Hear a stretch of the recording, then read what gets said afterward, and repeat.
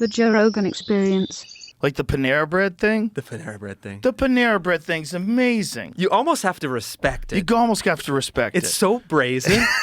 It's like...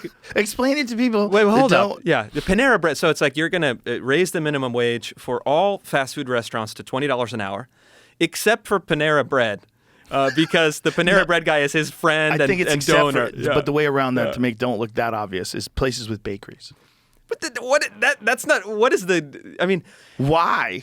Why a specific way of cooking? There is no rational justification. There's no rational justification for it.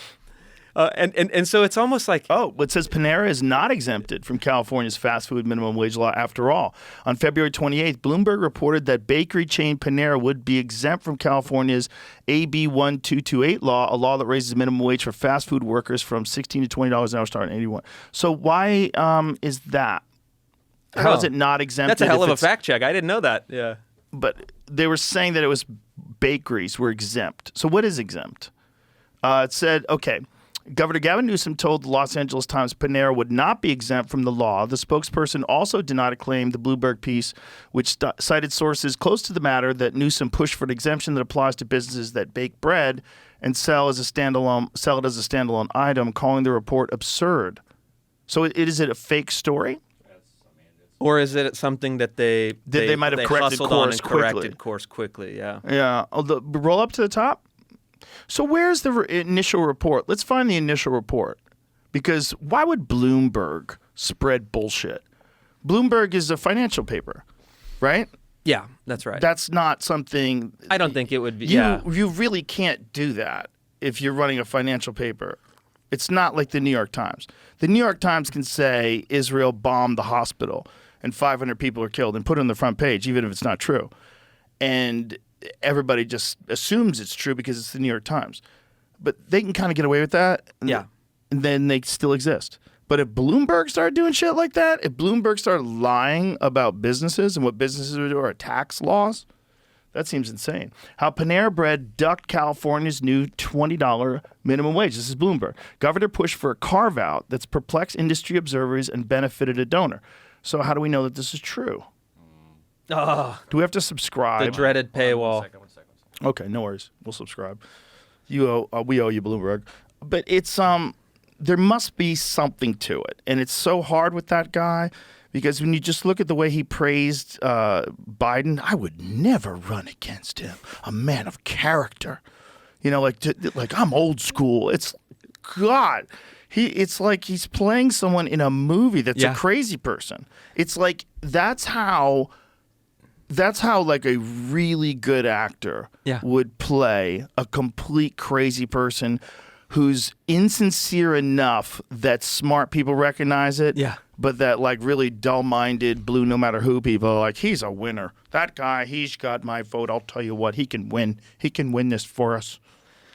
But the problem is that that's not wrong. I mean, Gavin Newsom is a fearsome political talent, and his willingness to do or say anything and do it with a straight face, with that sincere voice and that cool, swoopy hair. I mean, I love that he keeps getting busted too. Yeah. I love that he got busted during the pandemic, eating inside with no mask on. He's just fucking the shamelessness on that guy is like it's like a laboratory specimen. Yeah. I mean, it's actually is an interesting guy and fascinating person in that way. I'm not a fan. I disagree with him politically, but I don't think he should be underestimated because those of us who can see through it, I think are actually a pretty small number of people. Well, I think you're probably right, and I think there's also people that just want a really good quarterback for the team. That's what I think.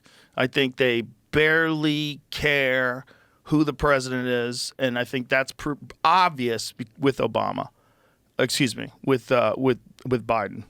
Not with Obama at all. The opposite with Obama. Yeah. Obama was like the best example of what we have to offer. But Biden is, without doubt, anyone can beat him. If you were just comparing competence, someone who you would trust talking, someone who you would trust to go meet foreign dignitaries, there's zero. He's no one he's going to beat. He's not going to be a single living politician.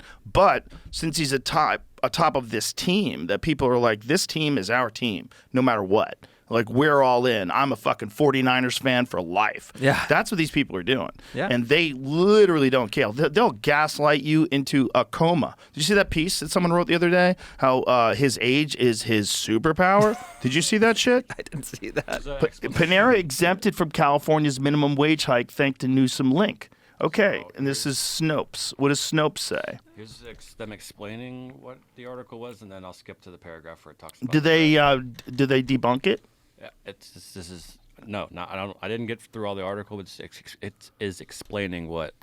Okay, the confusion exemption led. Okay, according to California state law, set to take effect April 1st, 2024. A restaurant chain with more than 60 locations nationwide that produces for sale bread as a standalone menu item does not count as fast food.